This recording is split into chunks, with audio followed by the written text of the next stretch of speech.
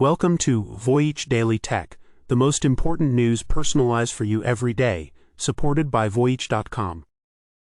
Here's what we're covering for you today. First up, a new study from OpenAI reveals a surprising shift. 73% of ChatGPT use is now personal. We'll discuss why OpenAI is suddenly framing its tool as a life assistant, especially as Google's Gemini overtakes it in the app stores. Then we'll turn to Amazon, which has just released a new free AI agent that automates seller operations. We'll explore how this creates major legal risks and golden handcuffs for millions of merchants.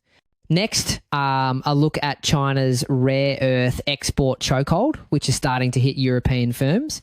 We'll examine how Beijing is using ambiguous rules to control this critical supply chain. After that, we'll dive into why Baidu's stock is soaring on its all-in AI pivot as it develops its own chips to break free from NVIDIA. And finally, a truly wild story from Japan, where a legendary songwriter lost a contest to a Google Gemini AI trained on his own style, sparking a massive copyright crisis for the music industry. A new study from OpenAI and Harvard just dropped a fascinating statistic. While many think of ChatGPT as a work tool, a staggering 73% of its use is now for personal life, a massive jump from just 53% a year ago. Now, get this, the timing of this study is critical. This isn't just an academic exercise, it's a strategic move in a high-stakes narrative war. By highlighting personal use and framing ChatGPT as a helpful life assistant, OpenAI is trying to shape the public conversation away from fears of job displacement and toward a more friendly, benign utility model. It's a way to say, look, we're not replacing you, we're helping you. A while back, we broke down OpenAI's expansion math in India. Huge downloads, but thin spend, the classic low-A RPU conundrum, and their move to roll out a low-cost plan at just over $4 a month. Keep that in mind, because today's life assistant framing pairs neatly with that wedge strategy. Win daily use first, monetize later. And we're not talking about a small group of early adopters. The report reveals ChatGPT's user base has swelled to 10% of the entire world's adult population. But this is where the situation takes a more complex turn. The study, which analysed 1.5 million conversations, found that when people use it for writing, 2/3 of the time, they're not asking it to generate text from scratch. Instead, they're using it to edit, critique, and improve their own work. It's being used less like a ghostwriter and more like a personal advisor. That aligns with the advisor positioning we discussed when looking at OpenAI's push into price-sensitive markets. And this points to a huge psychological shift. When we treat AI as a personal advisor for everyday problems, we engage in something experts call cognitive offloading. It's when we delegate our mental tasks to a tool. Think about how many of us have stopped memorizing phone numbers because they're in our contacts, or how we rely on GPS instead of building a mental map. Research shows this can actually impair our own skills, like spatial memory. The big question now is whether relying on AI to refine our thoughts and writing will atrophy our own critical thinking and creativity muscles over time. And the trend isn't just a phenomenon in wealthy countries. The report shows explosive growth in low and middle income nations, with the adoption rate in the world's lowest income countries now growing over 4 times faster than in the highest income countries. We previously analysed how India racked up downloads that surpassed the US but generated far less revenue. A vivid reminder that rapid adoption doesn't automatically translate into cash flow. That's why that lower cost plan matters as a wedge. It's designed to convert massive usage into sustainable business. So the thing is, this isn't just a statistic, it's a revolution on the ground. In these regions, entrepreneurs who can't afford a team of developers are using ChatGPT to help write code for their businesses. Students are using it to simplify complex medical or scientific topics that were previously out of reach. However, this leapfrog also comes with risks. Experts are concerned about creating a new form of digital dependency and ensuring the AI, which is mostly trained on data from the developed world, is actually relevant and not producing plausible but incorrect information in these local contexts. As we noted before, price is only one part of the puzzle. There's also a technical hurdle to make the tool locally useful and reliable. The gender gap among users has also narrowed dramatically. But as OpenAI reveals how its tool is becoming a part of daily life for millions, the ground is shifting under its feet. Just this week, its biggest rival, Google's Gemini, officially took the top spot for free apps on Apple's App Store, leapfrogging ChatGPT. In markets like India, where ARPU is low and the fight is for habitual daily use, that kind of top of funnel dominance matters even more. This sudden competitive pressure puts OpenAI's report in a new light. The release of this study, emphasizing massive friendly adoption, looks like a direct response to the heat from competitors like Google. Remember, other research, including a study from OpenAI itself and the University of Pennsylvania, found that up to 80% of the US workforce could see their jobs impacted by this technology. By focusing on the personal advisor angle, OpenAI is working hard to control the story. With the user base exploding and the competition getting fiercer by the day, the question is, who will ultimately win the race for AI dominance? And seen through the India low ARPU lens we discussed earlier, this isn't just PR, it's also a signal about where OpenAI believes the next wave of growth and monetization will come from. We were just talking about OpenAI's push to frame its AI as a personal assistant. Now, let's look at how another giant, Amazon, is deploying AI in a completely different arena, and it's a bombshell for the millions of people who sell on its platform. The company unveiled an AI agent that doesn't just give you advice, it takes action for you. This isn't another chatbot. The new seller assistant can coordinate inventory orders, manage business plans, and even fix account issues that could lead to costly suspensions, all with minimal supervision. What really brought this to a head is the question of legal liability. When an AI can take action like this, especially spending a seller's money on inventory, it raises huge questions. Who is legally and financially responsible if that AI makes a mistake? You know, our legal frameworks are struggling to keep up. Traditional laws are based on human intent and control, which doesn't really apply to an autonomous AI. Legal scholars suggest that as a user's control over the AI goes down, the responsibility could actually shift toward the company that deployed it. In this case, Amazon. There's no clear answer yet, which is a massive risk for sellers who hand over the keys. An Amazon executive described it as giving a small business, quote, a team of experts in pricing, promotions, and supply chain. This is a game changer for the third-party sellers who are responsible for more than half of all goods sold on the site. However, if you zoom out, you'll see another layer of strategy at play. Some experts are calling this a form of AI golden handcuffs. When a seller becomes dependent on Amazon's AI to manage their core business, they risk losing their own skills in pricing, logistics, and marketing. This makes it incredibly difficult for them to ever operate independently or move to other platforms. They become locked into Amazon's ecosystem, and the adoption is already huge. 1.3 million sellers have used Amazon's previous, simpler AI tools. Now they're getting this massive upgrade. Think about the potential long-term effect of this. If over 1 million sellers start using the same team of experts to optimize their listings and set their prices, will the entire marketplace start to look and feel the same? Researchers call this an algorithmic monoculture. It's a scenario where AI-driven convergence leads to less diversity, making it much harder for new, unique, or innovative products to stand out from the crowd. But here is the single most stunning fact in the entire announcement. Amazon says it has no current plans to charge merchants for using this powerful new agent. It's free. So let's connect the dots. The business of providing services to sellers is already a goldmine for Amazon, bringing in over $40.3 billion in just the last quarter. When we place the free tool alongside Amazon's history, the real reason becomes clear. Data. By offering this tool, Amazon gains an unprecedented real-time view into the business logic and operational decisions of millions of sellers. This is a massive competitive data advantage. Remember, Amazon has faced antitrust investigations in the past for allegedly using seller data to inform its own private label products.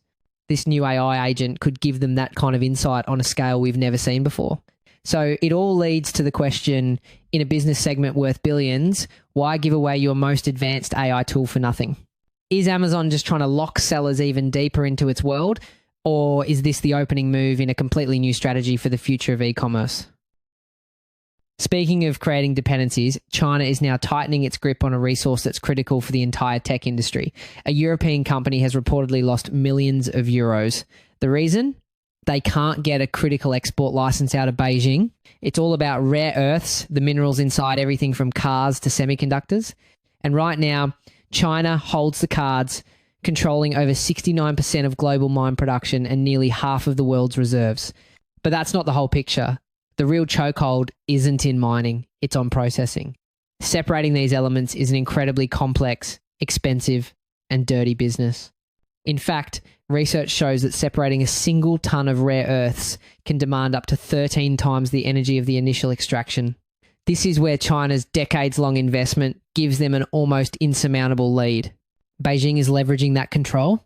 The European Chamber of Commerce in China is sounding the alarm, saying that after a brief thaw, getting export licenses has become even more challenging, plunging businesses into uncertainty. European businesses have warned a shortage could hit in the third quarter. So what's the specific tactic being used? It's a brilliant and frustrating move.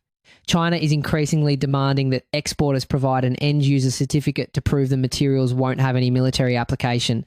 The problem is, for dual-use components that go into things like cars or consumer electronics, the definition of military use is kept deliberately vague. This ambiguity gives Beijing a powerful lever to approve or deny exports based on its own geopolitical goals, creating massive uncertainty for businesses. But here's where the story gets complicated. While the chamber reports major losses, German automaker Volkswagen says its supply of parts is stable and they are not experiencing any shortages. This seems like a direct contradiction, but believe it or not, there's a reason for it. Volkswagen saw this coming. The company has been working for years to insulate itself by establishing direct procurement processes with suppliers, bypassing some of the usual bottlenecks. What's more, they are leading a charge to engineer this scarcity away. VW, along with companies like Tesla and BMW, are pouring money into R&D to design new electric motors that use fewer or even zero rare earth elements. It's a race to innovate their way out of dependency. So, what's actually going on? The fallout is spreading. A new survey reveals American business confidence in China has hit a new low. And in a record-breaking shift, nearly half of the US companies surveyed are now diverting investments planned for China to other regions, primarily Southeast Asia. Interestingly enough, this pivot to other regions isn't a simple fix. Building a new rare earth supply chain is a monumental task. For example, a new processing refinery in Australia, which was supposed to cost about $1 billion, saw its budget balloon to nearly $2 billion. The financial, technical, and environmental hurdles are immense, meaning true independence from China's processing dominance is still many years and billions of dollars away. With China being the EU's second largest goods partner in a trade relationship worth 732 billion euros, and with Beijing's top leaders scheduled to meet soon to lay out their development goals for the next 5 years, all of this points towards a specific endgame. This is important because we are seeing strong signals about China's strategy. As Beijing drafts its 15th five-year plan, the focus is shifting from just extracting raw materials to dominating the production of high-tech advanced materials. We're seeing the consolidation of state-owned enterprises into giants like the China Rare Earth Group.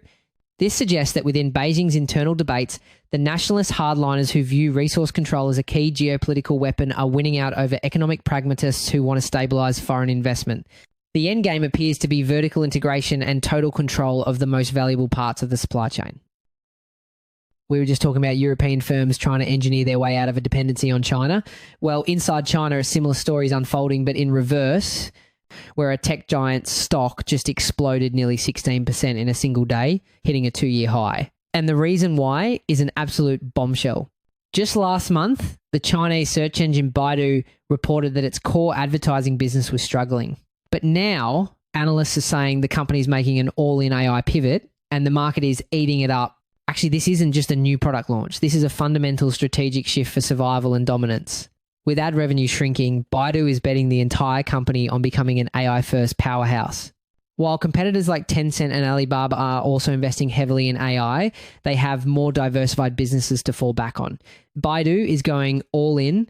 A while back, we talked about how hyperscalers were shifting away from off-the-shelf GPUs. Remember that more than $10 billion custom silicon order tied to Broadcom?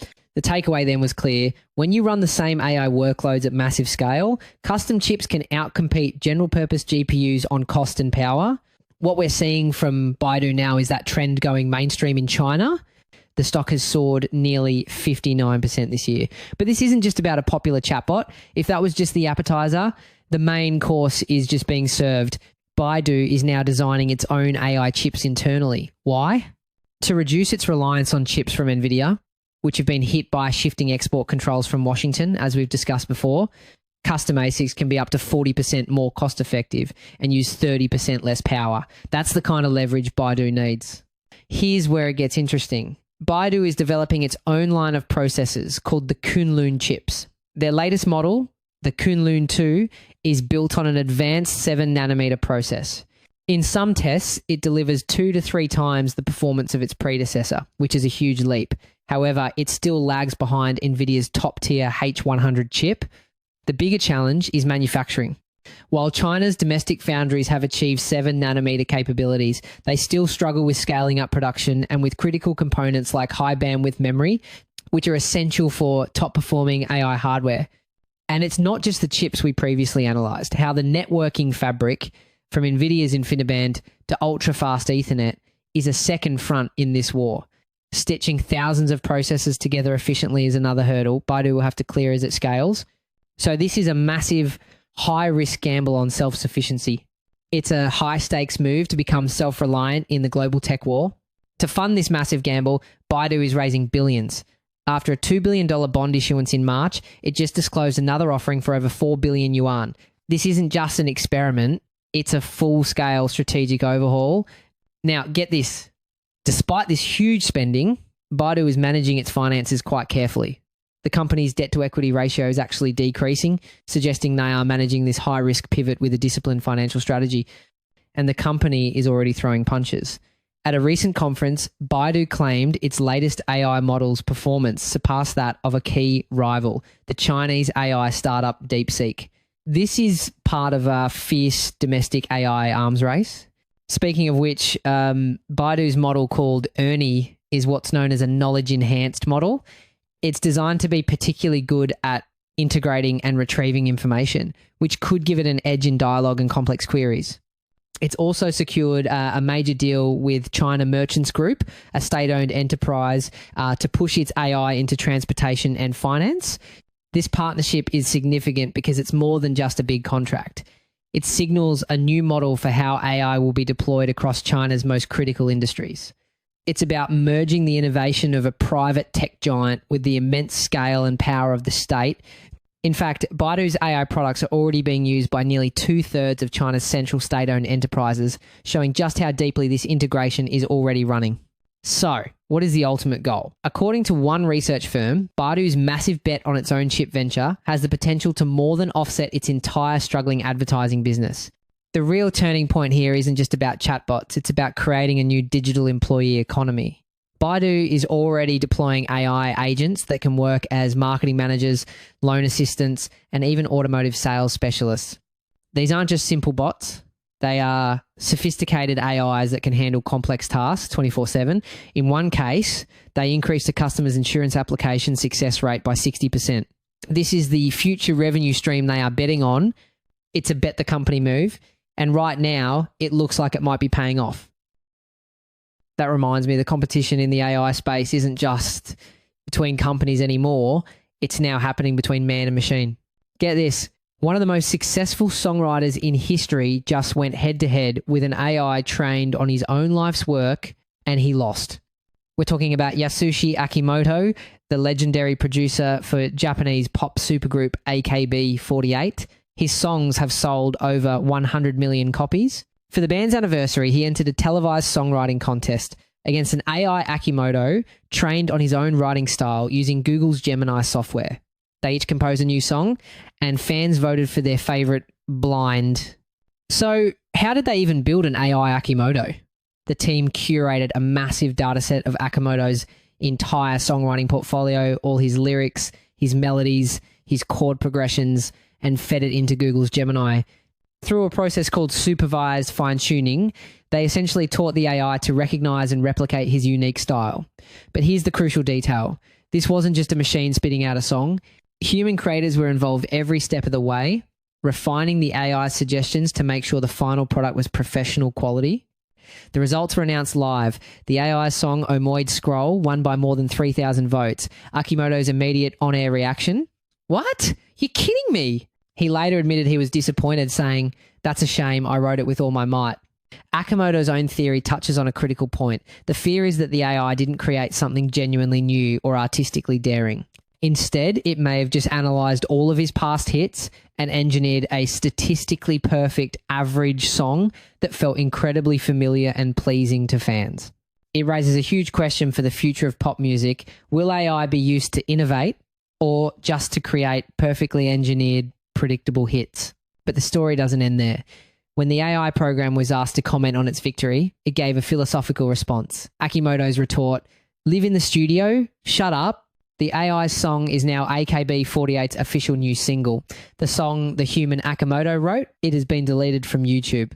This is where the situation gets legally fascinating, because who actually owns the copyright to this new hit single? Is it Google, who made the tool, the TV producers? Akimoto, since it's based on his style? After all, it's a huge legal grey area. In Japan, for a work to be copyrighted, it generally needs to be a human expression of thoughts. So if an AI works alone, the creation might not get any copyright protection at all. But because humans were involved in guiding the AI, they could be seen as the authors. This one song is forcing a massive legal question about who owns art in the age of AI. This all sets up the ultimate grudge match, not in a studio, but on the official music charts. AKB48 has a staggering unbroken streak of 53 consecutive #1 hit singles.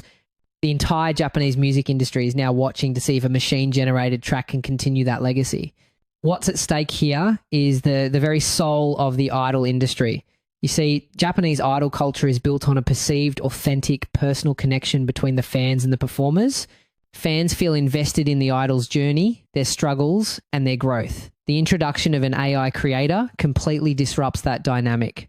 Now that fans know the song is machine-made, will they embrace the novelty, or will they feel that this special relationship has been violated? That feeling could be the deciding factor in the song's success.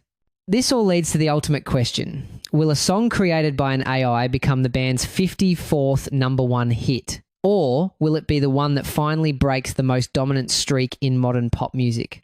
The results could change everything. And the implications go way beyond just one song.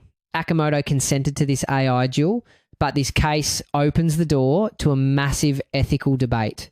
What's to stop someone from creating an AI that mimics the style of a living artist without their permission?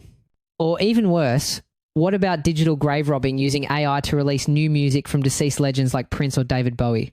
This single grudge match in Japan is a preview of the huge questions we'll all have to face about art, ownership, and what it means to be a creator. That's it for today on Voyage Daily Tech. Follow, share, and stay tuned for daily updates coming your way tomorrow.